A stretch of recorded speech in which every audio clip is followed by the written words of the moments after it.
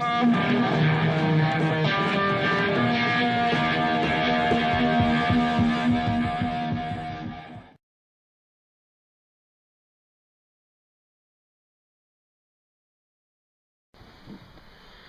2005, I had a job working for a factory. I hated the place. It was a bunch of dysfunctional people running it really bad.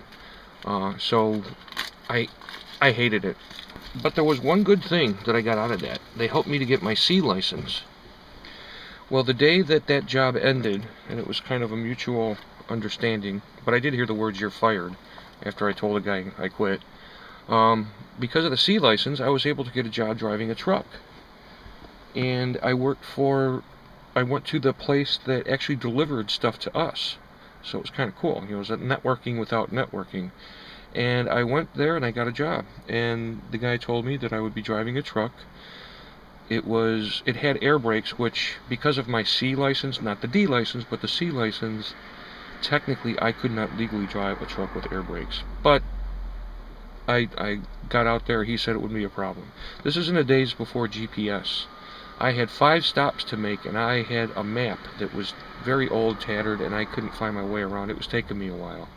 And the boss would keep calling me on my cell phone, screaming, "Where the fuck are you at? You should have been there by now."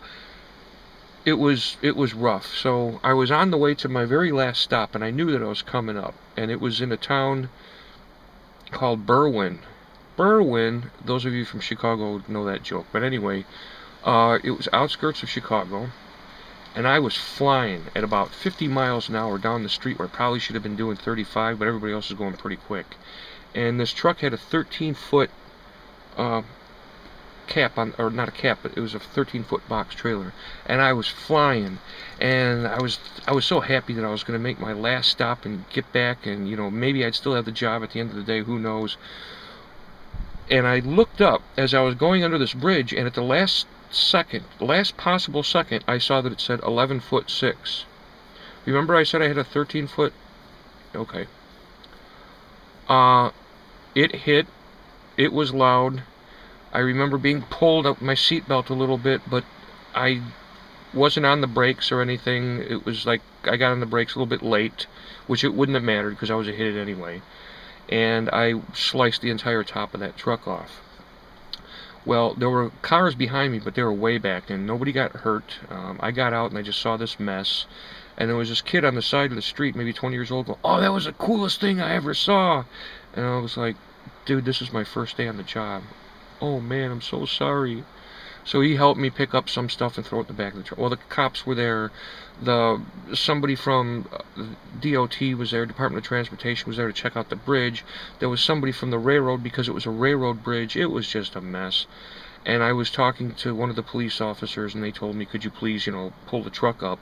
And at that point I thought, well, somebody has my license here. They see it's a C license, and I got air brakes, and I had to, you know, with the brakes off to pull it forward. And they said, "Oh, could you pull a little bit more for it?" And I'm just thinking, I'm going to get busted so bad.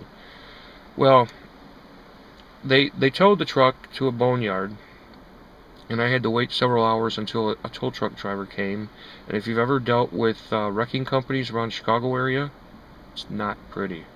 Not pretty at all.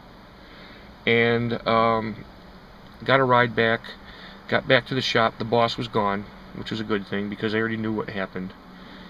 And the next day, I mean, that night I didn't get very much sleep. Not at all. The next day I woke up. I was not going to go back into work. I figured this guy's an old redneck who likes to scream, so that's all he's going to do, so why deal with that? He's going to fire me anyway, so fuck him. But I figured, let's just go in, face the piper, and I thought, stay with the 3 things that are true. Don't blame him, okay? I'm sorry. I was in a hurry, and I was doing the best that I could. So I walked into the guy's office, and he immediately started yelling, and I just said, "I'm sorry."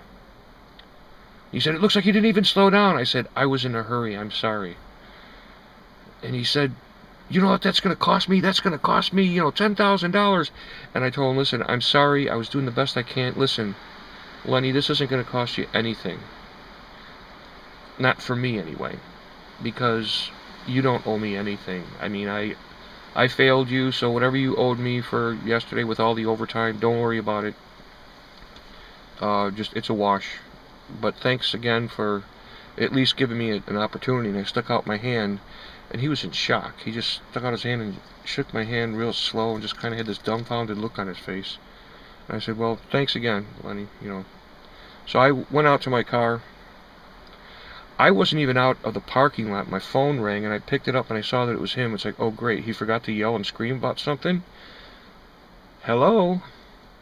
He says, where are you at? I said, well, I'm just about to pull out of the driveway. He says, well, hang on a second. He says, I think I may have something for you to do. He said, my kid doesn't have his fucking license, and his driver hurt himself, so why don't you come back and you can drive him around? Okay. He said, by the way, it's a shorter truck. And I said, that's a good thing. And I drove throughout the winter for that job. So, no matter how bad it seems, no matter how much guff you're going to take from somebody, how much shit, just go back in and face the music. Worst thing that can happen is what you already knew was going to happen. Best case? Who knows?